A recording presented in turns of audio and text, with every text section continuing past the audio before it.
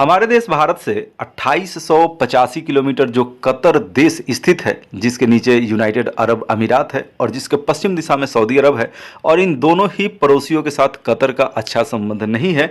Qatar से किस तरीके से हम अपने 8 पूर्व नौसैनिकों को बचाएंगे, इस वीडियो के माध्यम से यही मैं आपको बताने वाला हूं। चूंकि फांसी का सजा हो गया है कतर के लोअर कोर्ट के द्वारा, लेकिन फांसी लोअर कोर्ट के द्वारा हुआ है, उसको अपील किया जा सकता है, हायर कोर्ट में अपील किया जा सकता है। और साथ ही साथ ये भी वहाँ का कंडीशन है कि जो वकील है वो लोकल ही होना चाहिए, यानी कतर का ही होना चाहिए। तो भारत सरकार जाहिर सी बात है एक वकील का भी नियुक्ति कर ही देगा। अगर भारत सरकार को देखा जाए, हमारे देश की ये पॉलिसी भी रही है कि कहीं भी अगर कोई भारतीय फंसे हुए हैं, कोई भारतीय अगर मुसीबत में है, तो भारत सरकार बहुत ही जल्द एक्शन लेती है और पूरा एफर्ट लगा देती है, अपना सब कुछ झोंक देती है उनको बचाने के लिए। जैसे कि अभी हमास इजराइल युद्ध में आपने देखा होगा कि जो भारतीय वहां पर फंस गए थे, उनको निकालने के लिए ऑपरेशन अजय शुरू किया गया और भारतीय सकुशल वापस भी आ गए हैं। आप देखिए छोटे छोटे बच्चों के चेहरे पे जो मुस्कान है, ये भारत सरकार के एफर्ट्स को दर्शाता है। Government attaches highest importance to case, Jaishankar ji, विदेश मंत्री जयशंकर जी ने कहा है कि भारत सरकार अपना फुल एफर्ट यहाँ पर लगाने वाला है। वो परिवार वालों से भी मिले, जो एक्स नेवल ऑफिशियल हैं जिनको फांसी का सजा मिला है, उनको बचाने के लिए भारत सरकार अपना फुल एफर्ट लगाएगा और परिवार वालों से मिलकर आश्वासन भी जयशंकर जी के द्वारा दिया गया। लेकिन अब सवाल ये है कि भारत सरकार आखिर ऐसा क्या करेगा, आखिर किस तरीके से भारत सरकार के द्वारा एफर्ट लगाया जा रहा है ताकि कतर के पर को कतर दिया जाए। ऐसे तो बहुत सारा तरीका हो सकता है, जैसे कि आप ये जो तस्वीर देख रहे हैं, यहाँ बड़ी बड़ी इमारतें आपको दिख रहा है और साथ ही साथ रोड भी दिख रहा है। रोड के किनारे आपको बहुत सारे वर्कर्स दिख जाएंगे। ये जो तस्वीर है, यहाँ पीला ड्रेस, नीला ड्रेस में बहुत सारे वर्कर आपको दिख रहा है। तो ये जो वर्कर है, ये क्या कर रहे हैं? ये कंस्ट्रक्शन का काम कर रहे हैं। जो ज़्यादातर वर्कर हैं कतर में, वो भारतीय वर्कर हैं। और ये जो स्टेडियम है जो आप देख रहे हैं, इसको बनाने में भारतीय वर्कर्स का एक बड़ा भूमिका रहा है। कतर में फीफा वर्ल्ड कप हुआ था पिछले साल। तो मैं आपको ये बताना चाह रहा हूँ कि कंस्ट्रक्शन कार्य में जो लगे हुए इतने सारे वर्कर हैं, अगर भारत सरकार उन वर्कर्स को अपने यहाँ बुला ले, और चूँकि कतर में बहुत सारा इंफ्रास्ट्रक्चर डेवलपमेंट का काम हो रहा है, बिल्डिंग्स का निर्माण हो रहा है, सड़कों का निर्माण हो रहा है, तो ऐसे में उसके सामने एक बड़ा मुसीबत खड़ा आ जाएगा। कतर के सामने एक बहुत बड़ा प्रॉब्लम हो जाएगा जब भारत अपने ये जो लेबर्स हैं, ये जो लेबर फोर्स है, उसको अपने यहाँ बुला लेता है। अगर दूसरे एंगल से देखा जाए तो चूँकि कतर में रेगिस्तान ज़्यादा है, खेती योग्य ज़मीन समझिए कि ना के बराबर है, वहाँ खजूर होता है। अब खजूर के भरोसे कतर के लोग तो जीवित रह नहीं सकते हैं, तो उनको अनाज चाहिए होता है। उनका जो अनाज है उसका एक बड़ा हिस्सा भारत से ही जाता है, तो भारत अनाज पर भी रोक लगा सकता है। तो ये भी एक ऑप्शन हो सकता है। अगर जो सबसे बड़ा मुद्दा है, जो सबसे बड़ा तरीका हो सकता है, जिसको आप कह सकते हैं, उसके बारे में मैं आपको बताना चाहता हूँ, वो है टैक्स चोरी का। जो कतर एयरवेज है, चूँकि कतर एयरवेज भारत में भी अपना सर्विस देता है, इसका मुख्यालय कतर की राजधानी दोहा में है और ये भारत के 13 हवाई अड्डों से ऑपरेट होता है। चूँकि भारत में ये सर्विस प्रोवाइड कर रहा है, भारतीय लोगों को विदेशों में पहुँचाता है, ठीक है, तो इस तरीके से सुविधाएं वो देता है। अगर कतर एयरवेज की बात किया जाए तो वो भारतीय हवाई पट्टी का इस्तेमाल कर रहा है, भारत का जो हवाई क्षेत्र है वो इसका इस्तेमाल कर रहा है, जो भारत के हवाई अड्डे हैं इसका वो इस्तेमाल कर रहा है।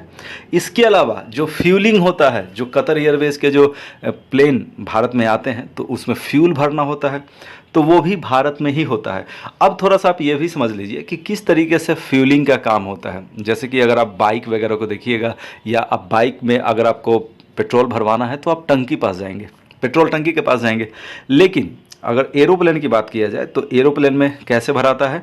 पेट्रोलियम, और जो पेट्रोलियम होता है वो बिल्कुल ही एक एक्स्ट्रा लेवल का रिफाइंड पेट्रोलियम होता है।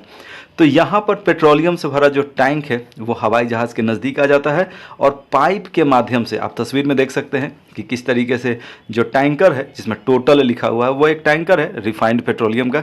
उसमें से जो रिफाइंड पेट्रोलियम है वो किस तरीके से एक व्यक्ति उस पेट्रोलियम को भर रहे हैं हवाई जहाज़ में। इसके अलावा कतर एयरवेज का भारत में बहुत सारा ऑफिसेज भी हैं जिसमें बहुत सारे भारतीय लोग भी काम करते हैं। ये जो तस्वीर आपको दिख रहा है ये कतर एयरवेज में जॉब के लिए इंटरव्यू में आने वाले लोगों का तस्वीर है। यानी बहुत सारे लोग यहाँ पर आपको दिख रहे हैं, ये इंटरव्यू देने के लिए आए हुए हैं। यानी कतर एयरवेज का बहुत सारा ऑफिस है और उसमें बहुत सारे भारतीय लोग काम भी करते हैं। आपने यहाँ तक तो समझ ही लिया कि कतर एयरवेज को बहुत सारा जो सर्विसेज है वो भारत में प्रोवाइड किया जाता है। अब जाहिर सी बात है, अगर कोई आपको सर्विस प्रोवाइड कर रहा है तो वो आपसे चार्ज लेगा। क्योंकि भारत के द्वारा बहुत सारा सर्विस प्रोवाइड किया जा रहा है कतर एयरवेज को, तो उसके एवज में कतर एयरवेज भारत को पैसा भी देता है। अब पैसा किस तरीके से देना चाहिए और पैसा किस तरीके से देता है, यहीं पर चोरी हुआ है टैक्स का, यहीं पर जीएसटी का चोरी किया गया है कतर एयरवेज के द्वारा। अगर जीएसटी के नियमों को देखा जाए तो जो पैसे का पेमेंट है कतर एयरवेज के द्वारा उसे करना था कतर एयरवेज के भारतीय ऑफिस के द्वारा। यानी कतर एयरवेज का जो भारत में ऑफिस है, जो ब्रांच है, वो पेमेंट करता भारत को। लेकिन पेमेंट कौन करता है? पेमेंट करता है कतर एयरवेज का हेड ऑफिस। हेड ऑफिस कहाँ है? कतर में है, दोहा में है। यानी कि इस तरीके से चूंकि पेमेंट करना चाहिए था भारतीय ब्रांच को, जो भी उसका भारतीय ब्रांच है, लेकिन पेमेंट करता है उसका हेड ऑफिस जो दोहा में है। इस तरीके से वो टैक्स बचा लेता है और इस तरीके से लगभग 57,000 करोड़ रुपए का जीएसटी टैक्स उसने चोरी किया है। तो आप समझ सकते हैं कि कतर के ऊपर भारत का कितना बड़ा बकाया है। यानी टोटल जो बकाया है टैक्स की अगर बात किया जाए सिर्फ कतर एयरवेज पे, तो वो 57,000 करोड़ रुपए का बकाया है। भारत सरकार अब इस पैसे को छोड़ने वाला नहीं है। जब से ये मैटर आया, यानी जब ये पता चला कि 8 भारतीय लोगों को फांसी का सजा दे दिया गया है कतर के कोर्ट के द्वारा, तो उसके बाद कतर एयरवेज के ऑफिसेस पे छापामारी हुआ और उसके बाद ये बात सामने आया कि किस तरीके से कतर एयरवेज भारत में धोखाधड़ी कर रहा है। अब ये जो ह्यूज अमाउंट का प्रेशर है कतर एयरवेज के ऊपर वो आसान नहीं होगा। अब जाहिर सी बात है कतर सरकार के ऊपर इस तरीके से भारी भरकम प्रेशर डालना भारत सरकार ने शुरू कर दिया है। अगर कतर की बात किया जाए तो कतर के इकोनॉमी का जो मुख्य साधन है, जाहिर सी बात है, वो पेट्रोलियम और नेचुरल गैस है। पेट्रोलियम की बात किया जाए कि हमारे देश में सबसे ज़्यादा पेट्रोलियम, क्रूड पेट्रोलियम, जो कच्चा पेट्रोलियम है, वो कहाँ से आता है? तो वो रशिया से आ रहा है। उसके पहले इराक था, लेकिन अभी रशिया सबसे टॉप पे आ चुका है और उसके बाद इराक है। अगर कतर की बात किया जाए तो जो टोटल परसेंटेज है जो क्रूड ऑयल भारत में आता है, तो उसका एक छोटा सा हिस्सा ही कतर से आता है। और जो भारत अपने यहाँ क्रूड पेट्रोलियम, कच्चा पेट्रोलियम मंगवाता है, उसको वो ज़्यादा डाइवर्सिफाई कर रहा है। यानी कि अलग अलग देशों से भारत अब बात भी करना शुरू कर दिया है। चूँकि रशिया से काफ़ी ज़्यादा आता है, अब भारत वेनेजुएला से भी इस मैटर पे बात कर रहा है। यानी वेनेजुएला से पेट्रोलियम भी भारत अब लेना शुरू करने वाला है। तो यहाँ भी कोई प्रॉब्लम नहीं है। अगर कतर बोलता है कि हम पेट्रोलियम नहीं देंगे आपको, तो भाई मत दो, हमारे पास बहुत सारा ऑप्शन है। अगर नेचुरल गैस की बात किया जाए तो भारत अभी सबसे ज़्यादा नेचुरल गैस कतर से ही लेता है। ये भी एक फैक्ट बात है।